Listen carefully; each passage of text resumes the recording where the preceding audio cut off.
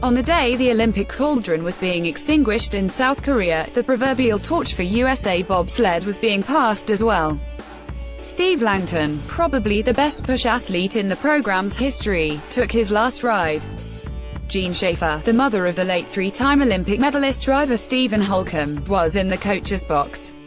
Big changes are coming to the U.S. team for the next quadrennial, both on the ice and off, but the final day of the Pyeongchang Olympics showed hope for the future.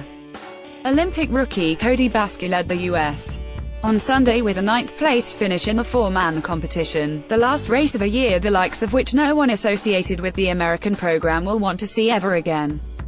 "This was the craziest year I've ever experienced in any sport," U.S. push athlete Carlo Valdez said. "There was Holcomb's passing in the beginning, then things kept piling up on us. There's so many things I don't want to remember, but I obviously can't forget." Nick Cunningham and his team of Hakeem Abdul-Sabor, Chris Kinney and Sam Mitchell finished 19th. Justin Olson and his team of Valdez, Nate Webber and Chris Fogt were 20th, even after having the fourth best time in the final heat. Over 3.42 miles of ice in 4 runs, Cunningham and Olson were separated by 0.01 seconds. Cunningham finished 3 minutes 18 seconds and 54 milliseconds, Olson in 3 minutes 18 seconds and 55 milliseconds. "In 9th place, with everything we've gone through, I'm happy," said Basque, who will likely need several weeks to recover from a left leg injury that he competed with in Pyeongchang. "We gave it our all." Langton ends his career with 2 Olympic medals, both won with Holcomb at the Sochi Games in 2014. For now, the bronze. If the Russians who finished ahead of them get the medals taken away, still a possibility in the doping scandal that overshadowed those games and still has some unanswered questions 4 years later, they'll be upgraded to silver. Either way, Langton leaves the US program better than he found it 11 years ago. "That's important to me," he said.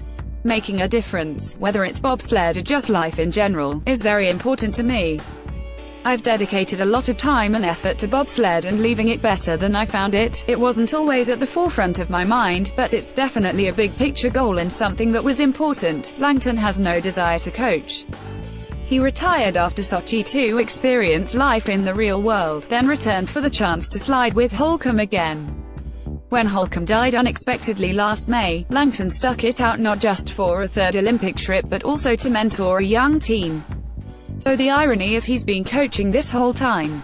His sled mates in Pyeongchang, Basque in the front seat, the talented Evan Weinstock and Sam McGuffey as fellow pushers, were all Olympic rookies, and it wasn't coincidence that they were paired with Langton for these games. They didn't win medals, but they saw how a medalist handles the Olympics. "It's been an honor," Weinstock said. "When we come into this sport as rookies, they show us Steve Langton push videos. That's who we try to mimic." Langton recognized the rite of passage. Kurt Tomasevich showed him the ropes when he was an up-and-comer, and Langton did the same in Pyeongchang for Weinstock. "Evan reminds me a lot of myself in a lot of ways," Langton said. "What he has going for him is that he's 26 years old. I think he's the full package. I haven't seen somebody like him come on in terms of talent and mindset. He's a smart kid and he's very realistic. That's a tough thing to find in an athlete, especially a bobsledder." Cunningham isn't sure yet about his future. Basque and Olson will be back as drivers, and Webber might move to the front seat as well. Langton, who insists he's done, is already being wooed by teammates for a run at the 2021 World Championships in Lake Placid, New York. Valdez will likely take a year off before trying to return.